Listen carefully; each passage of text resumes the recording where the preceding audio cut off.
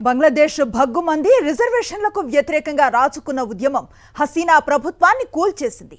రాజధాని ఢాకాలో విధ్వంసాన్ని సృష్టిస్తున్నారు ఆందోళనకారులు. ప్రధానమంత్రి అధికారిక నివాసం గణా భవన్లోకి దూసుకు వెళ్లారు. అల్లరి మోకలు భోజనాలు తినటం, ఫర్నిచర్ను ధ్వంసం చేస్తూ ఉన్న వీడియోలు సోషల్ మీడియాలో వైరల్గా మారాయి. బంగబంధు షేక్ ముజిబుర్ రెహమాన్ విగ్రహాన్ని ధ్వంసం చేశారు నిరసనకారులు. ఢాకాలో అధికార అవామీ లీగ్ ఆఫీస్కు నిప్పు పెట్టారు. రిజర్వేషన్లకు వ్యతిరేకంగా రాజుకున్న ఉద్యమం బంగ్లాదేశ్లో రాజకీయ ప్రకంపనలకు దారితీసింది. షేక్ హసీనా ప్రధాని పదవికి రాజీనామా చేసి దేశం విడిచి వెళ్లిపోయారు. ఆమె భారత్లో ఆశ్రయం పొందుతారని సమాచారం. షేక్ హసీనా ప్రయాణిస్తున్న C-130 ఎయిర్ క్రాఫ్ట్ ఢిల్లీ దిశగా పయనిస్తోంది. ఢిల్లీలో బంగ్లాదేశ్ హైకమిషన్ వద్ద భద్రతను పెంచారు అధికారులు. బంగ్లాదేశ్లో తాజా పరిస్థితిని కేంద్రం నిశితంగా గమనిస్తోంది. బోర్డర్ సెక్యూరిటీ ఫోర్స్ను అలర్ట్ చేసింది. భారత్ బంగ్లాదేశ్ సరిహద్దు భద్రతను సమీక్షించేందుకు BSF డీజీ దల్జిత్ సింగ్ చౌదరి ఇతర సీనియర్ అధికారులు కోల్కతాకు చేరుకున్నారని అధికారిక వర్గాలు వెల్లడించాయి. బంగ్లాదేశ్తో భారత్ 4096 కిలోమీటర్ల మేర సరిహద్దును పంచుకుంటోంది. షేక్ హసీనా రాజీనామాతో బంగ్లాదేశ్ సైనిక పాలనలోకి వెళ్లింది. త్వరలో తాత్కాలిక ప్రభుత్వాన్ని ఏర్పాటు చేస్తామని సైన్యం ప్రకటించింది. బంగ్లాదేశ్ ఆర్మీ చీఫ్ వాకర్ ఉజ్ జమాన్ రాజీనామా చేశారు. తాత్కాలిక ప్రభుత్వానికి ఆయనే నాయకత్వాన్ని వహించనున్నారు. షేక్ హసీనా రాజీనామా చేసిన విషయాన్ని ధృవీకరించిన వాకర్ జమాన్ నిరసనకారులు శాంతించాలని పిలుపునిచ్చారు. ప్రభుత్వానికి సహకరించాలని విజ్ఞప్తి చేశారు. రిజర్వేషన్ల వ్యవస్థకు వ్యతిరేకంగా గత కొంతకాలంగా ఆందోళనతో అట్టుడుకుతోంది బంగ్లాదేశ్. ఈ అల్లర్లు హింసాత్మకంగా మారటంతో దాదాపు 300 మంది చనిపోయారు. ఆదివారం మరోసారి ఘర్షణలు చెలరేగి దేశవ్యాప్తంగా తీవ్ర ఉద్రిక్త పరిస్థితులు తలెత్తాయి. ఆందోళన చేస్తూ ఉన్న నిరసనకారులకు సైన్యం అండగా నిలిచిందనే సందేహాలు ఉన్నాయి. దీంతో అల్లర్లు అదుపు చేయటం హసీనా సర్కార్కు అసంభవంగా మారిపోయింది. చివరకు ప్రధాని పదవికి రాజీనామా చేసి దేశం విడిచి పరారయ్యారు షేక్ హసీనా. ఆమె వెళ్లగానే ఆర్మీ చీఫ్ రంగంలోకి మిలిటరీ రూల్ అమల్లోకి వచ్చినట్లుగా ప్రకటించింది. బంగ్లాదేశ్ తాజా రాజకీయ పరిణామాలు, అక్కడి తాజా పరిస్థితిని మా కరెస్పాండెంట్ వెంకటేష్ అందిస్తారు. వెంకటేష్, బంగ్లాదేశ్ ప్రధాని షేక్ హసీనా తన పదవికి రాజీనామా చేశారు.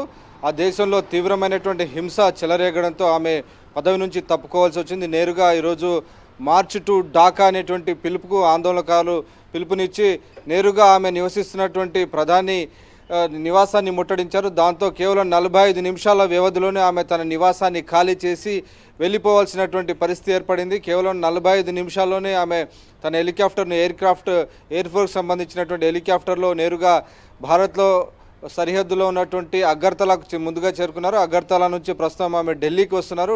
ఢిల్లీ నుంచి కాసేపట్లో ఆమె ఢిల్లీ నుంచి నేరుగా లండన్కి వెళ్ళబోతున్నటువంటి పరిస్థితి. సో లండన్లో ఆమె ఉండబోతున్నారు. సో బంగ్లాదేశ్లో గత నెల రోజుల నుంచి కూడా తీవ్రమైనటువంటి హింసాత్మక పరిస్థితులు నెలకొన్నాయి. అక్కడ ఉన్నటువంటి ప్రభుత్వ ఉద్యోగాల్లో 30% స్వాతంత్ర సమరయోధులకు రిజర్వేషన్ కోటా ప్రకటించారు. దాన్ని అమలు చేస్తున్నారు. దీన్ని వ్యతిరేకిస్తూ విద్యార్థులు, యువకులు పెద్ద ఎత్తున ఆందోళన చేస్తున్నారు. ఇదంతా కూడా షేక్ హసీనా పార్టీ అవామ్ లీగ్కి సంబంధించినటువంటి పార్టీ కార్యకర్తల కుటుంబాలకు పునరావాసం చేసే విధంగా ఈ 30% రిజర్వేషన్ల కోటాను పెంచారు. కేవలం మెరిట్ ఆధారంగానే రిజర్వేషన్లు కల్పించాలి తప్ప ఈ స్వాతంత్ర సమరయోధుల కోటా కింద మాత్రం ఇవ్వొద్దని పెద్ద ఎత్తున గత నెల రోజుల నుంచి కూడా ఆందోళన కొనసాగుతుంది. సో ఆ ఆందోళనలో ఇప్పటి వరకు దాదాపు 300 మంది చనిపోయారు. నిన్న ఒక్కరోజే 100 మంది చనిపోయినటువంటి పరిస్థితి.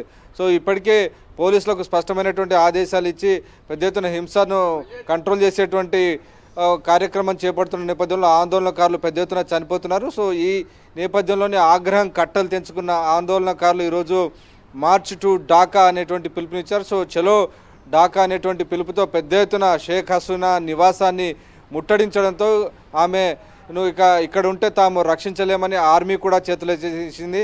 45 నిమిషాల్లో ఖాళీ చేసి వెళ్ళిపోవాలని ఆర్మీ కూడా ఆమెకు అల్టిమేటం జారీ చేయడంతో కనీసం తన దేశ ప్రజలను ఉద్దేశించి కూడా ప్రసంగించలేక ఆమె వెంటనే ఒక 2 కార్లలో ఆర్మీ హెలికాప్టర్ దగ్గరికి వెళ్ళారు. ఆ హెలికాప్టర్ నుంచి నేరుగా సమీపంలో ఉన్నటువంటి త్రిపుర రాష్ట్ర రాజధాని అగర్తలాకు వెళ్ళారు. సో అగర్తల నుంచి మరొక విమానంలో ఢిల్లీకి వస్తున్నారు. సో ఢిల్లీలో కొద్ది నిమిషాల్లో ఆమె ల్యాండ్ కాబోతున్నారు. సో ఢిల్లీలో కూడా ఆమె ఉండేటువంటి పరిస్థితి లేదు. ఆమె నేరుగా ఢిల్లీ నుంచి నేరుగా లండన్కి వెళ్ళిపోతున్నటువంటి పరిస్థితి. సో అనూహ్యమైనటువంటి పరిస్థితులు చాలా కొన్ని గంటల వ్యవధిలోనే ఏర్పడ్డాయి.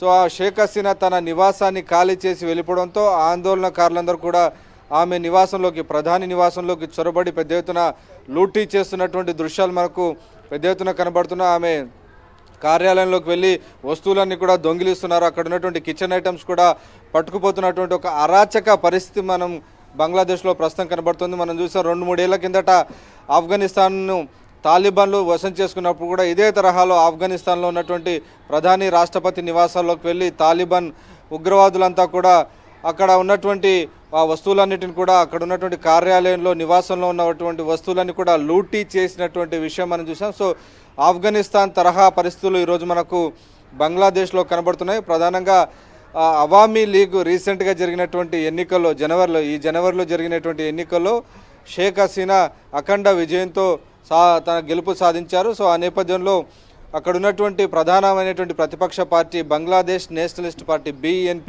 సో దీనికి ఖలీదీ జియా నేతృత్వం వహిస్తున్నారు. సో ఆ పార్టీ ఎన్నికల్లో పాల్గొనకుండా బహిష్కరించినటువంటి పరిస్థితి. సో ప్రతిపక్ష నాయకులందరినీ కూడా జైల్లో పెట్టి ఈమె బూటకపు ఎన్నికలు నిర్వహించి షేక్ హసీనా గెలిచారన్నది ప్రధానంగా ప్రతిపక్ష పార్టీలు చేస్తున్నటువంటి ఆరోపణ. సో అప్పటి నుంచి కూడా కొంత ప్రతిపక్షాలలో అసంతృప్తి, ఆగ్రహం నెలకొంది. ప్రధానంగా ఈరోజు యువకులు, విద్యార్థులందరూ కూడా ఈ రిజర్వేషన్ కోటాకు సంబంధించి ఆందోళన చేపట్టడంతో వీటికి ప్రతిపక్షాలు కూడా జతయ్యాయి. నెల రోజుల నుంచి ఈ ఆందోళనను కంట్రోల్ చేసేందుకు షేక్ హసీనా ప్రయత్నిస్తున్నప్పటికీ ఆందోళనలు కంట్రోల్ కాలేదు. ఏకంగా 300 మంది చనిపోయారు. ఈరోజు నేరుగా షేక్ హసీనా నివాసంపైకే వేలాది మంది ఆందోళనకారులు, నిరసనకారులు చొచ్చుకురావడంతో ఇక తాము షేక్ హసీనాను రక్షించే పరిస్థితి లేదు కనుక ఆమె వెంటనే దేశం విడిచి పారిపోవాలని ఆర్మీ సూచించడంతో ఆమె ఆర్మీ హెలికాప్టర్లోనే నేరుగా దేశం విడిచి పారిపోవాల్సినటువంటి ఒక అరాచక పరిస్థితి ప్రస్తుతం బంగ్లాదేశ్లో నెలకొంది. అయితే ఈ ఆందోళనలో తొలిలోనే ఆ సద్దు మణిగించే ప్రయత్నంలో ఎందుకు విఫలమయ్యారంటే ఏం చెప్తారు? నిజానికి ఈ ఆందోళనను సద్దుమణిగించేందుకు, నియంత్రించేందుకు పెద్ద ఎత్తున ఆమె పోలీసులకు నేరుగా ఆదేశాలు ఇచ్చారు. సో నిరసనకారులపైన ఇప్పటికే పెద్ద ఎత్తున లాఠీ చార్జ్ జరిగింది. అలాగే కాల్పులు జరిపారు. ఈ కాల్పుల్లో 300 మందికి పైగా చనిపోయారు. సో కాల్పుల్లో ఇంతమంది చనిపోతున్నప్పటికీ నిరసనకారులు ఎవరు వెనక్కి తగ్గడం లేదు. ప్రధానంగా యువత, విద్యార్థులు ఎక్కువగా ఉన్నారు. సో వీరంతా కూడా పెద్ద ఎత్తున రెచ్చిపోయి ఆందోళనకు దిగబడుతుండడంతో ఇది ఇంకా కంటిన్యూ అవుతే ఇంకా చాలామంది చనిపోయేటువంటి ప్రమాదం ఉంది. వీటికి ప్రతిపక్ష నాయకులందరూ కూడా పూర్తి సహకారాన్ని ఇస్తున్నటువంటి పరిస్థితి. ఎందుకంటే ఈ ఎన్నికల్లో రీసెంట్గా జరిగిన ఎన్నికల్లో కూడా ఒక బూటకపు ఎన్నికలు నిర్వహించి ఆమె గెలిచారనేటువంటి ఒక ఆరోపణలు షేక్ హసీనా పైన ఉన్నాయి. దాదాపు 300 MP సీట్లకు గాను ఆల్మోస్ట్ 255 సీట్లలో షేక్ హసీనా పార్టీ అఖండ విజయాన్ని నమోదు చేసింది. సో ప్రతిపక్షాల యాబ్సెన్స్లో ఆమె ఈ విజయం సాధించిందన్నది ప్రధానంగా వస్తున్నటువంటి ఆరోపణ.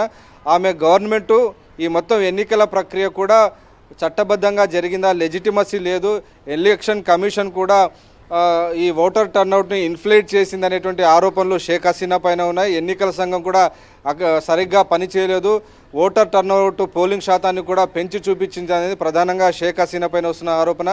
2018లో జరిగినటువంటి ఎన్నికల్లో 80% పైగా ఓటింగ్ జరిగితే ఈసారి జరిగిన ఎన్నికల్లో కేవలం 40% మాత్రమే ఓటింగ్ జరిగింది. సో ఎన్నికల్లో ఈమె తీవ్రమైనటువంటి అక్రమాలకు పాల్పడి గెలిచారు అనేటువంటి ఒక ఆరోపణ షేక్ హసీనా ఎదుర్కొంటున్నారు. ఆ నేపథ్యంలోనే విపక్షాలన్నీ కూడా ఈరోజు యువత, విద్యార్థులు చేస్తున్నటువంటి ఆందోళనకు జతయ్యాయి.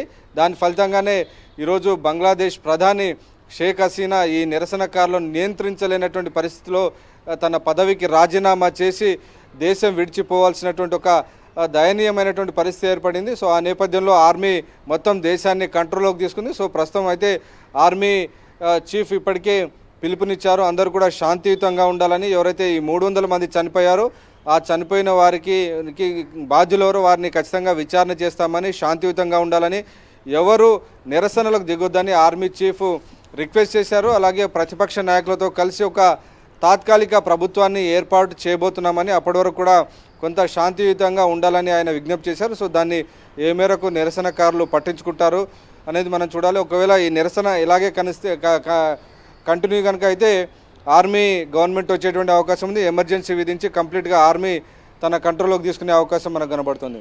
Right, thank you Venkatesh.